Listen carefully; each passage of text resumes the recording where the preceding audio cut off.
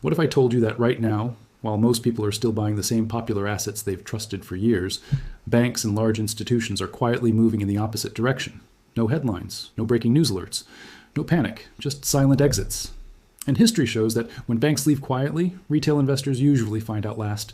By the time the warning becomes obvious, the damage is already done. This is not speculation. This is a pattern that has repeated again and again through financial history, and today the signals are lining up once more. Most people believe banks make money the same way they do, by buying what's popular and holding it long term. But that's not how the system works. Banks survive by positioning early, exiting early, and letting public narratives catch up later. Right now, something very important is happening beneath the surface of the financial system, and almost no one is talking about it. Assets that are still being heavily promoted to retail investors are quietly being reduced on institutional balance sheets. Not sold loudly, not dumped all at once, just slowly, carefully, and strategically unwound. Before we go deeper, if you want calm, signal-based analysis instead of panic headlines and hype, make sure to like this video and subscribe to the channel. Here on Last Ounce Theory, we focus on what money is actually doing, not what the headlines want you to believe. It really helps the channel grow and allows us to keep bringing you analysis like this. Over the past year, banks have been tightening lending standards, increasing cash reserves, and quietly reducing exposure to certain risk-heavy assets. At the same time, retail investors are being encouraged to buy the dip, stay invested, and trust that markets always recover. That message sounds comforting, but comfort is rarely where money is made or protected. Institutions don't need hope. They need survival. And survival means moving before the crowd realizes something has changed. One of the clearest signs comes from how banks are repositioning away from long-duration risk. Assets that rely heavily on cheap money, constant growth in consumer strength, are becoming less attractive to institutions. This includes certain equity sectors, long-dated bonds, and complex financial products that only work when liquidity is abundant. Banks are not saying these assets are bad. They're simply stepping back. And when big money steps back quietly, it's usually because the risk-reward balance has shifted. Retail investors, on the other hand, are still buying because the surface story hasn't changed yet. Earnings still look fine. Indexes still appear stable. The economy hasn't officially broken. But markets don't move on official announcements. They move on positioning, and positioning happens long before the headlines catch up. Another major signal is the growing preference among institutions for assets that carry no counterparty risk.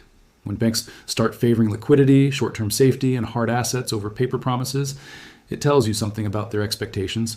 They are not preparing for growth. They are preparing for instability.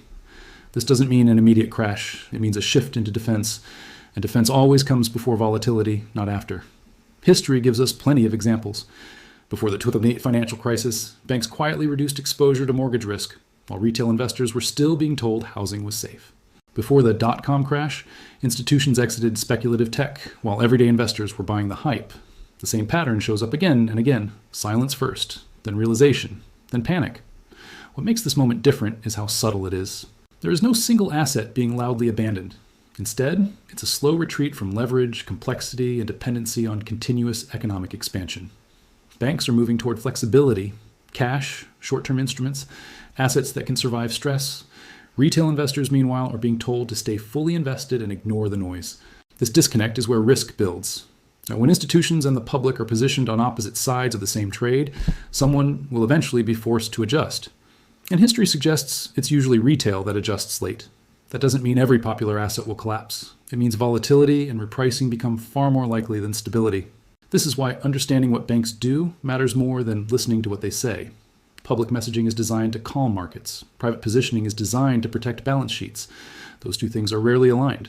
Right now, the quiet exits tell us that caution has already replaced confidence at the institutional level. At Last Ounce Theory, we don't believe in fear-based predictions or dramatic timelines. We believe in observing behavior, and the behavior right now shows preparation, not optimism. The kind of preparation that usually happens before conditions tighten, not after. If you're still watching at this point, you already understand that this isn't about selling everything or panicking. It's about awareness. It's about knowing that when banks move silently, they do it for a reason. And that reason usually becomes clear only after the opportunity to act early has passed. As this shift continues, the most important question isn't what retail investors are buying. It's what institutions are quietly avoiding. That gap between perception and positioning is where the next major adjustment will come from. If this perspective made you think differently, let me know in the comments what assets you believe banks are quietly stepping away from right now. And if you think this kind of analysis could help someone else see the bigger picture, share this video with them. Conversations like these matter, especially before the narrative changes. Stay calm, stay observant, and remember, the loudest signals in markets are often the ones no one is talking about yet.